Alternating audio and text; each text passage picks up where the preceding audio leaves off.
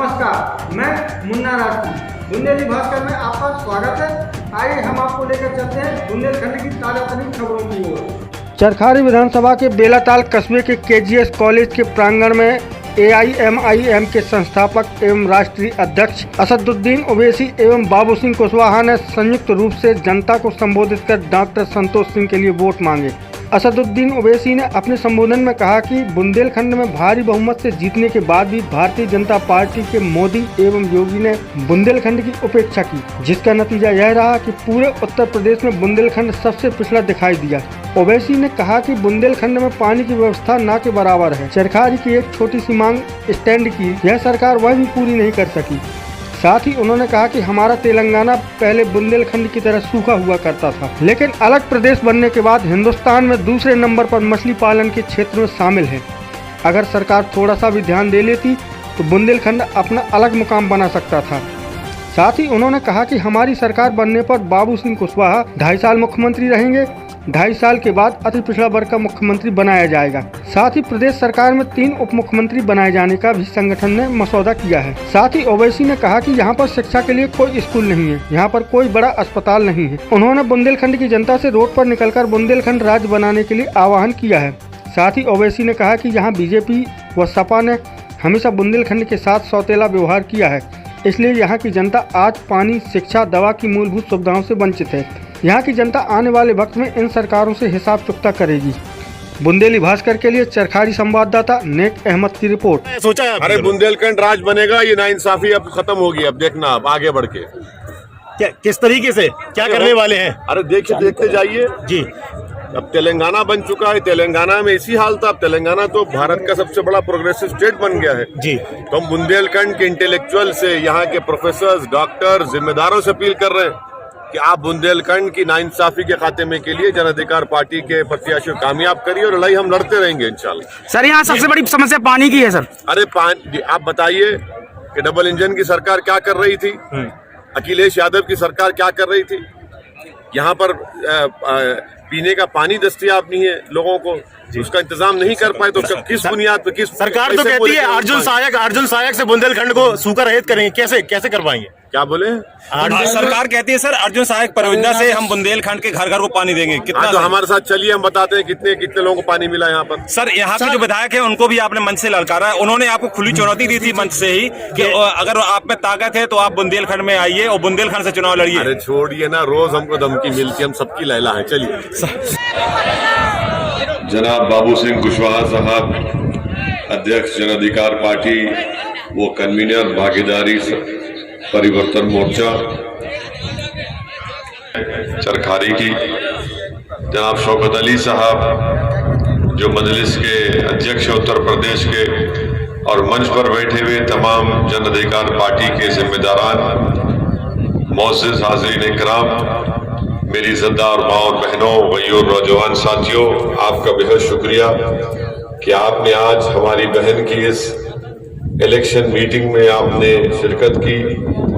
और मैं आपको बात बताना जरूरी समझता हूँ कि इस विधानसभा के चुनाव में अगर उत्तर प्रदेश की जनता और चरखारी विधानसभा की जनता यहाँ से हमारी बहन डॉक्टर संतोष सिंह को कामयाब करेगी तो हमने ये तय किया कि इसके पहले मुख्यमंत्री जनाब बाबू सिंह कुशवाहा साहब उत्तर प्रदेश के 2.5 साल के लिए मुख्यमंत्री रहेंगे और 2.5 साल के बाद एक दलित समाज से एक शख्स को मुख्यमंत्री बनाया जाएगा।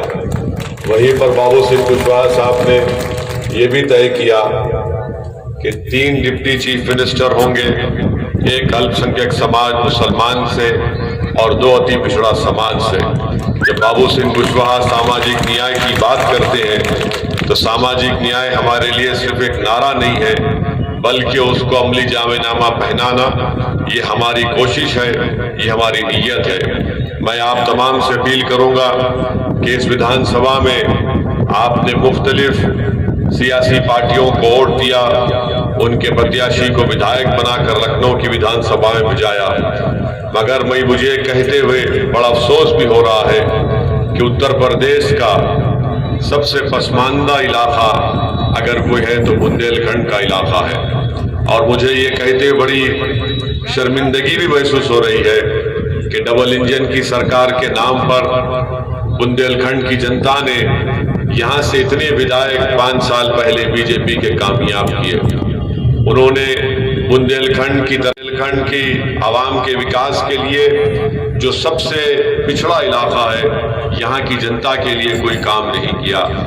मेरी आपसे अपील यही है कि अगर आप इस बार अच्छे तरीके से एक अच्छा फैसला लेकर हमारी बहन डॉक्टर संतोष सिंह को कामयाब करेंगे तो यकीनन ना सिर्फ इस विधानसभा की बल्कि पूरे बुंदेलखंड की नाइंसाफी की आवाज और इंसाफ का मुतालबा करेगी हमारी बहन उत्तर प्रदेश के लोक विधानसभा में। मेरे अजीज दोस्तों और बुजुर्गों, मेरा मानना यह है कि इस विधानसभा में जो नगर पंचायत का आपने बहुत दिनों से आपने इस बात का डिमांड किया, आपकी लड़ाई जारी रही। अगर आप बाबू सिंह कुशवाहा साहब को उत्तर प्रदेश का मुख्यमंत्री बनाएंगे तो मुझे यकीन है कि हमारी बहन जब कामयाब होगी तो चरखारी को नगर पंचायत का दर्जा भी मिलेगा। दूसरी जानिब यहाँ पर बस स्टॉप भी नहीं। अब आप बताइए मोदी योगी क्या करते होंगे, चरखारी में एक बस स्टॉप नहीं बना सकते? एक मामूली सी बस स्टॉप बना देते, वो भी नहीं बना पाए। ना बाबा बना पाए, ना योगी, ना मोदी बना पाए, और सिर्फ बातें करते हैं, बड़े बड़े जुमले अदा करते हैं। और आप जानते हैं कि यहाँ पर शिक्षा के लिए स्कूल नहीं है, यहाँ पर अस्पताल नाम की कोई चीज नहीं है, मगर इसके बावजूद भी यहाँ पर बीजेपी के विधायक मामूली गरीबों को जो तरकारी बेचता है उन पर अपनी बहादुरी और आतंक दिखाते हैं। तो मेरे अजीज दोस्तों, अगर बुंदेलखंड से यही नाइंसाफी का सिलसिला चलता रहेगा तो वो दिन दूर नहीं है जब बुंदेलखंड की जनता रोड पर निकल कर आकर बुंदेलखंड के एक अलहदा प्रदेश की बात करेगी। और मुझे लगता है कि दिन करीब आने वाला है। और मैं बुंदेलखंड की जनता को ही बताना चाहूंगा कि चुनाव के खत्म हो जाने के बाद मैं बाबू सिंह कुशवाहा साहब से इस बात का रिक्वेस्ट और दरख्वास्त करूंगा कि बुंदेलखंड के 8-10 किसानों को, टीचरों को, लेक्चरर्स को, यहाँ के डॉक्टरों की एक टीम बनाइए। आप मेरे साथ मेरे प्रदेश तेलंगाना को चलिए। तेलंगाना में भी ऐसे ही हालात थे, वहां पर पीने के पानी का इंतजाम नहीं था, वहां पर किसानों को खेती करने के लिए पानी नहीं मिलता था। अगर बारिश नहीं होती तो किसान खुदकुशी कर लेता, खाद नहीं मिलती। मगर जब से तेलंगाना एक अलहदा रियासत बनी, वहां पर हमारे मुख्यमंत्री ने के चंद्रशेखर राव ने बड़े बड़े डैम्स और बड़े बड़े पानी का इंतजाम किया। आपको जानकर हैरत होगी कि तेलंगाना पूरे भारत का दूसरा प्रदेश है जहां पर सबसे ज्यादा तादाद में मच्छी निकलती है, जो आज वहां पर किसान वहां पर ज़राअत कर रहा है। आप मेरे साथ चलिए, तेलंगाना को हम आपको दिखाएंगे, आपको मुख्यमंत्री से भी मैं मिलाऊंगा और कैसे तेलंगाना में इस तरह का काम हुआ हम उसी तरीके से बुंदेलखंड में भी कराने की कोशिश करेंगे। मगर मैं बीजेपी को और समाजवादी पार्टी को बता रहा हूं कि आप लोगों ने बुंदेलखंड की जनता से इंसाफ नहीं किया, आपने बुंदेलखंड की जनता से सौतेला सलूक किया।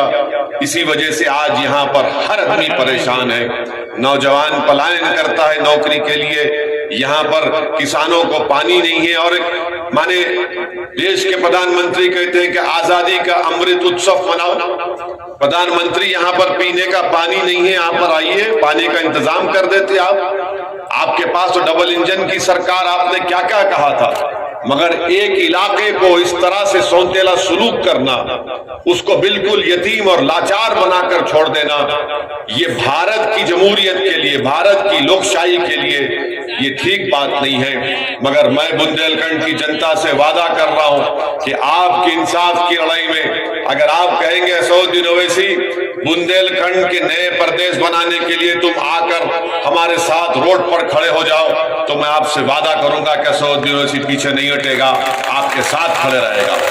तो मेरी आपसे गुजारिश